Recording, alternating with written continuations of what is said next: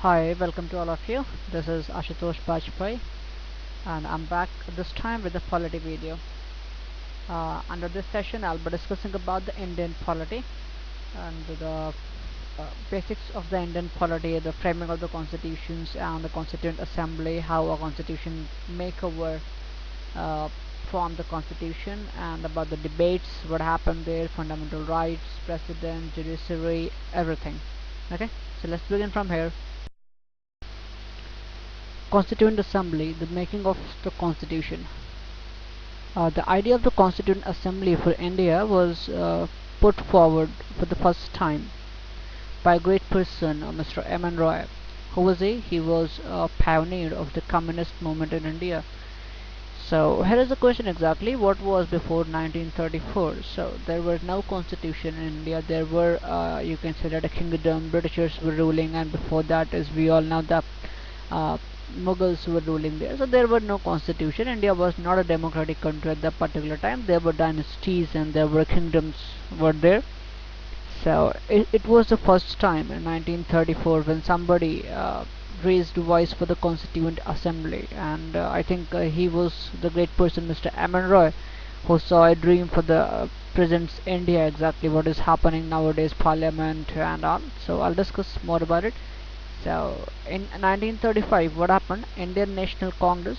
It was the only party present there in India.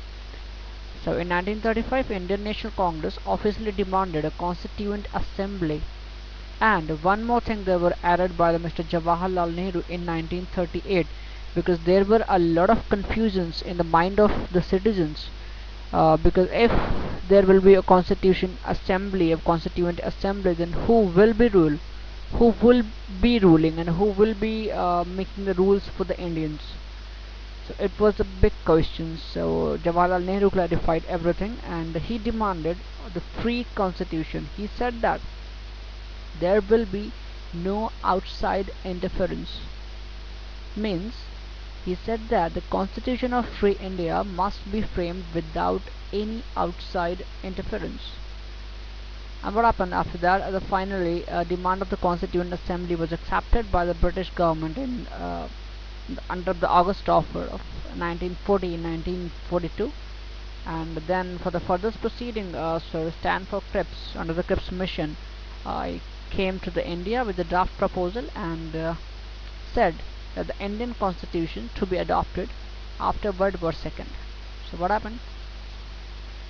Go further. So what happened after that, when Sir Stafford Cripps came to India and said that the constitutions of the India to be adopted after the World War II, the Cripps proposal was rejected by the Muslim leagues, and it was headed by the Mr. Muhammad Ali Jinnah, as we all read about it. He was demanding for the separate constitution, and which was India to be divided into two autonomous states with the two separate constituent assemblies. One is for India and another one is for the Pakistan. So finally, when Cripps mission was rejected, a cabinet mission was sent to the India. But what happened with the cabinet mission exactly? Cabinet mission rejected the idea of two constituent assemblies. It put forth a scheme for the constituent assembly which more or less satisfied the Muslim leagues. I still there was a problem. Mr. Jinnah was not agree with this. So what happened after that? The Constituent Assembly was constituted finally in November 1946 under the scheme formulated by the Cabinet Mission Plan.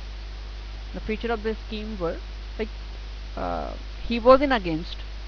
Mr. Muhammad Ali Jinnah was in against, but still this was the decision of the cabinet mission, like there should be a constituent assembly, and that was a constituent assembly, and it was formed in November 1946. See, remember, dates must be there. Dates are very important, so you have to remember the dates. November 1946, this is a very important date. So what is the next? The total list of the Constituent Assembly was to be 389. Like as per the cabinet mission, there should be a 389 seats. Of these, 296 seats were to be allotted to British India and 93 seats to the princely states. princely states like the kingdoms governed by the kings. There were kings, there were dynasties. So uh, 93 seats were reserved for them, and four seats. There were under forces, four seats, and these four seats were reserved for the chief commissioner provinces. What were these chief commissioner provinces? I will discuss later on in this slide only. So, what happened? Each province and princely state or a group of the state in case of a small state were to be allotted seats in a proportion to their respective populations. Roughly, one seat was to be allotted for every million population. Very important fact is there. One seat was to be allotted for every million population. Seats allotted to each British provinces were to be divided among the three principal communities: first Muslim, Sikhs, and General, all except Muslims and Sikhs in proportion to their populations. This is a very important data. And the representation of the each community were to be elected by member of the community in the provincial legislative assembly, and voting was to be by a method of the proportional representation by means of the single transferable votes. Means the voting system were adopted that was the single transferable votes. What does it mean, single transferable votes? Uh, I will say the example of the current president election, like single transferable vote. There will be suppose there are two candidates were there, four candidates were there, so you have to vote for every individual by writing 1, 2, 3, and 4. The first priority vote to whom, and the second priority vote to who, and third priority vote to whom.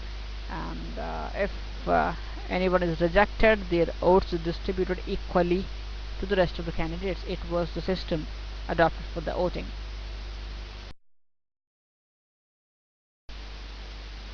As per the previous slide, we discussed about the distribution of the seats.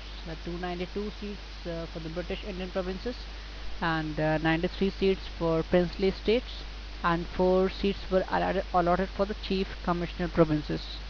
And here in the slide you can see there is the distribution of the seats. And I'm sorry, this is not distribution of seats, this is the result of the election.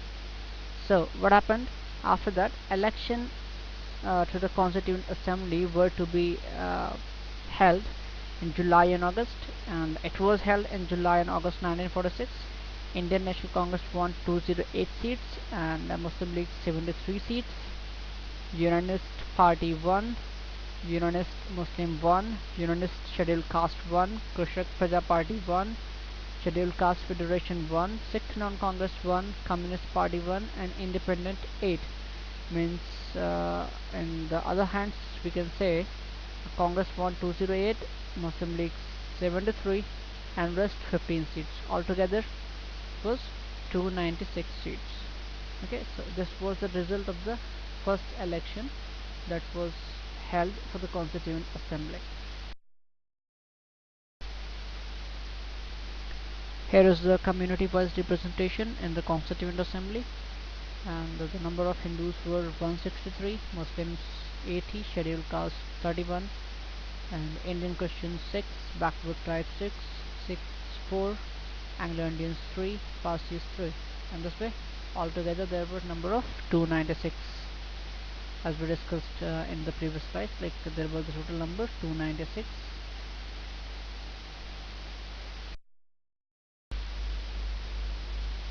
After the general elections for the Constituent Assembly, Constituent Assembly held its first meeting on December 9, 1946. And there were one interesting thing happened. Not interesting thing, we will say like it was expected, and everyone was aware about that because from the day one, from the day of the cabinet mission, Muhammad Ali Jinnah was not in favor of the Constituent Assembly, was not in favor of one Constituent Assembly. He was always demanding for the two Constituent assemblies for two different nations. So just because of that, Muslim League boycotted the meeting, because the meeting was only attended by the 211 members there. Dr. Sachidanand Sinha, the oldest member present in the House, uh, were elected as the temporary president. Later on, Dr. Rajendra Prasad was elected as the president of the assembly. Similarly, both Mr. S.C. Mukherjee and V.T. Krishnamachari were elected as the vice president of the assembly. In other words, the assembly had two vice presidents, and its starting days, assembly had its uh, two vice presidents. On December 13, 1946, Pandit Jawaharlal Nehru moved the historic objective resolution in the assembly. It laid down the fundamentals and the philosophy of the constitutional structure. Okay, it read and it covered some were around 8 points. I'll go with only first, just for the confirmation, because these 8 points are not important exactly what was that, but the thing is important is the date. It's on December 13, 1946 was objective resolution moved the first time in the assembly. So he read on the first point, this Constituent Assembly declares its firm and solemn resolve to proclaim India as an independent sovereign republic and to draw up for her future governance a constitution. So it was the starting of the historic objective resolution. What happened after that? This resolution was unanimously adopted by the assembly on January 22nd, 1947. You may say that after the discussion of near about 39 days. And objective resolution had the influence the eventual shaping of the constitution through all its subsequent stages. And it was a modified form of the preamble of the present constitution. We'll discuss about the preamble later on, but here the thing is to remember that it was the modified version, modified form of the preamble of the present constitution.